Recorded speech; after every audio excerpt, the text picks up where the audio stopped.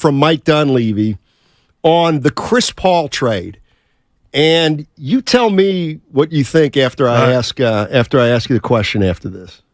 I think it first came up when the news came out that Phoenix was not going to bring Chris back. They were going to either buy him out or pick up, however they're going to trade him or whatever it was. And that probably came out in early June. And from there, we just, all of a sudden the guy's going to be available. I think we initially thought of it as, can we get him on a minimum contract in free agency if he's waived?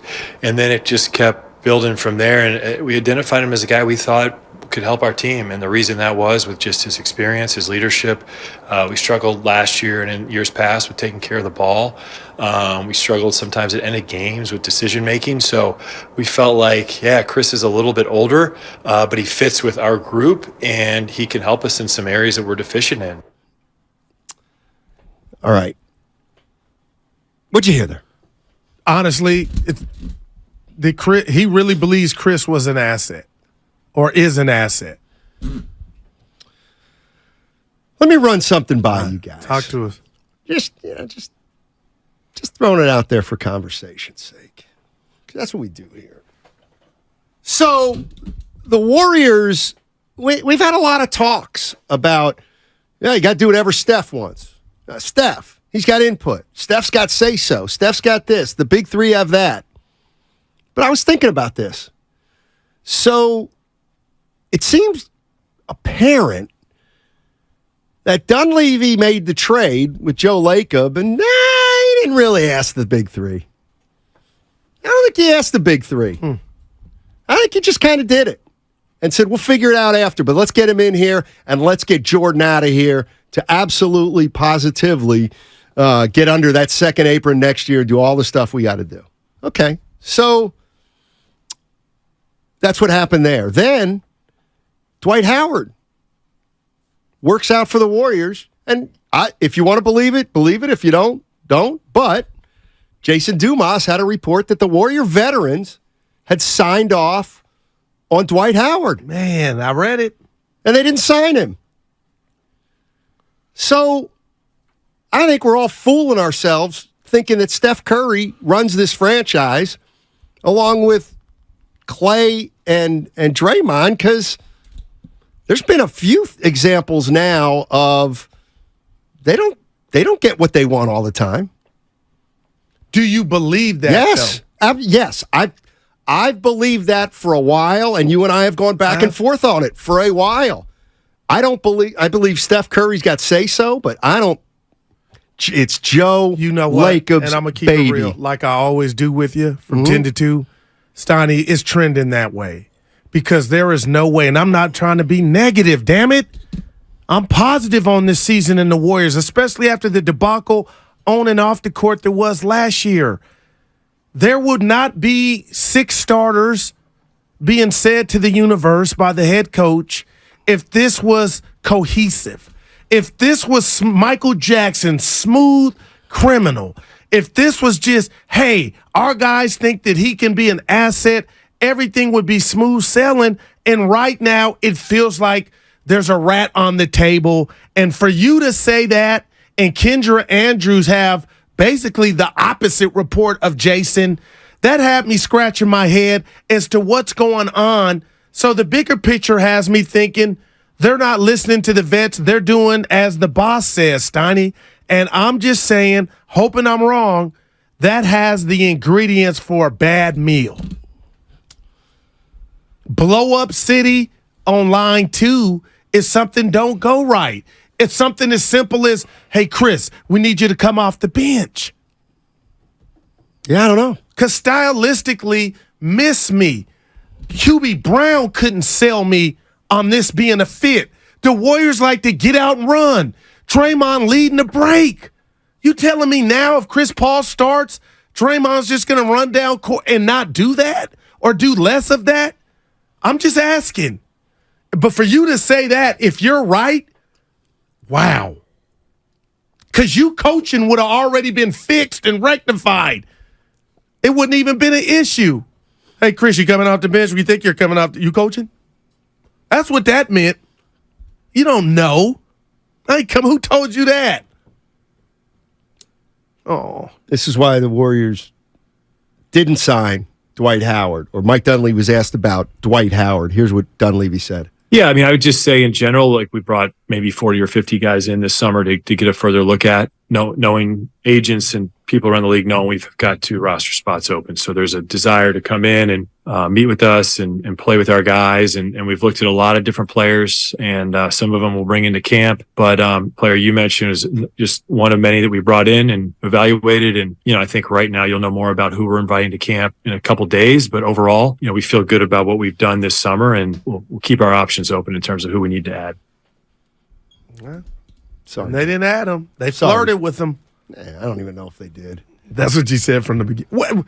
He was going to work out, and he may have what Jason Dumas reported. Okay, let's just hear. Let me take a step back. Oh. When Jason reported that the veterans had signed off, I'm thinking, what number is he wearing? Because normally that's how it happens, right? When the vets sign off, it gets done. This one didn't happen. I guess in some organizations that's the case. I don't. And maybe Dre was barking back at Jason because it wasn't happening and they signed off. He made it sound like and Jason could be right. It was a good deal. Jason could be right. Mike Dunleavy could have said to the big 3, "Hey, we're thinking about Dwight Howard. What do you guys think?" Yeah. Sure. Yeah. Okay. That's cool. Yeah. Okay. And then they go back and say, "You know what? We don't want him." That's very possible. But the veterans would have signed off on him or did. Yeah. The timing of that could also be interesting because if Dwight Howard is coming in, it made it sound like from the report and what Draymond responded with that they signed off before they brought him in for the workout. But it doesn't necessarily sound like they got the heads up about Chris Paul. Right. So obviously one decision is far more important than the other. But no, I think you're onto something there. D's in Walnut Creek. The Creek. What's going on, D? How you doing? I'm doing good. Thanks for you guys having me on. Hey, look, I look at the Warriors and the way Joe Lacob is going to think. I look at it like you got a shiny, brand new truck and it's hauling you and your boat around all over different waters, and you finally land the big fishes, and then after 10 years, your truck probably starts to go wrong. And all of a sudden, it's not pulling its weight. So you go around to dealers and looking for a new model that's going to pull you and your stuff around for the next 10 years hunting those big fish. And as far as Dwight's concerned, he might have not liked the terms and didn't sign. So there you go. Oh, Dwight would have took minimum wage. Yeah, Dwight McDonald Howard saying, "You know what? To be a Warrior. Class organizations only." 650 on the Comcast business text line. Text of the day on your birthday. UGM? You GMing? I messed it up to front. Damn it. It's all right. Yeah. You coaching? That was incredible. And it's not dead. If you've been around and lived a little, that soundbite tells you everything you really need to know. Don't put me in. I got a record of starting games. Who told you that's coming to a head? I wonder if. Gosh. Dude, we got 4 weeks to open tonight. I cannot wait to see if Chris Paul's going to start. When's the first preseason game? Who's starting that one? Quinones. Who's starting that one? Pajinski. Oh, boy. Saturday, October 7th. Oh, wow. That's next week. That's next Saturday. Who Oh, do they boy. play? The Lakers. Oh, my. And then they don't play them until Wow. the new year. We're carrying that game, I believe, on the station, Evan, right? Somebody, Yeah, they play the Lakers twice in preseason and then the Kings twice in preseason. Sacramento. We need to get to more games together. We did a whole season and a half. Somebody's saying that, you know how you were gung-ho or you... Oh, boy. That wasn't that funny, but go ahead. Well, you snickered. Well, you were talking, and I haven't checked the numbers, so maybe this guy's wrong. But somebody's claiming that, you were saying, oh, why'd we lose to the Lakers because of rebounding? And Yeah. somebody's saying we out-rebounded the Lakers in that series. And I say we because I'm a Warrior fan. No, you lost the game due to size. You had nobody to stop Anthony Davis' second chance points. It wasn't about rebound. It was about, to be honest, and put it right on the table. I told you from the beginning, Clay, nobody could hit a shot. So you were like, oh, it ain't Curry's fault. I'm not saying it was. Of course not. Of course not. He was 30% from 30-something%, and so was Clay. Don't bring that to the air. They had no. This is propaganda radio. I'm telling you what happened. They had no bucket getters because Wiggins didn't have his groove back yet. They dominated the Lakers inside, didn't they, on the glass? Game 1 when Poole messed it up and shot the shot. I think the Warriors just out rebounded them in the series. They actually did. Yeah, I think they're plus 24 in the series. Plus 24 in the series? Yeah, their shooting was raggedy. Wow. Yeah, So Kevon size Looney. wasn't a problem at all against the Lakers. We beat them on the boards. And you stop LeBron too, right? And you stop Anthony Davis. Davis, you had trouble with. Rebounds ain't telling you. Size matters. Fitz, line 1. Speaking of Fitz, it's almost time. So the Warriors... Be better at your job. So if the Warriors out-rebounded the Lakers, clearly they played great defense against the Lakers. They probably out-rebounded them because they missed more shots. How about that? But boy, Size what matters. a great defensive team dominating the Lakers on the glass. 4-2, you See, saw it. What's that? 4-2, you saw it. 4-2. That was a series. Lakers beat them in 6. Yeah, they did.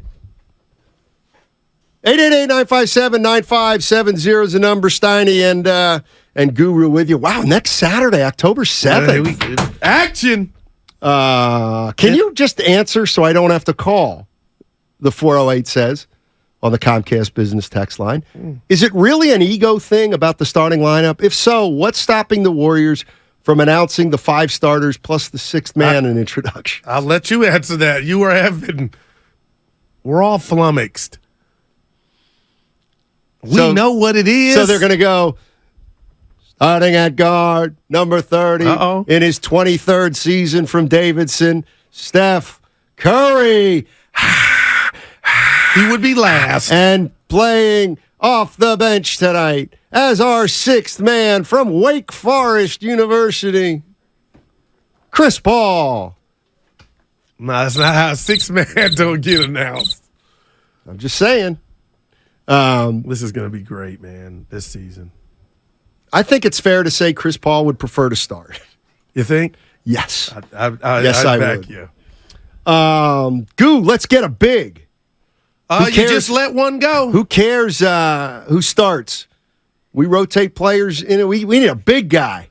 Just to go foul Jokic. Yeah, they got a guy like that. You had one. Dwight would have, last time he got his ring. Price Davis. Well, Davis Price. I like him. Jackson. Like, he can foul. He's a rookie. He can foul. Yeah. Saric, 6'10". Saric is 6'10". Yep.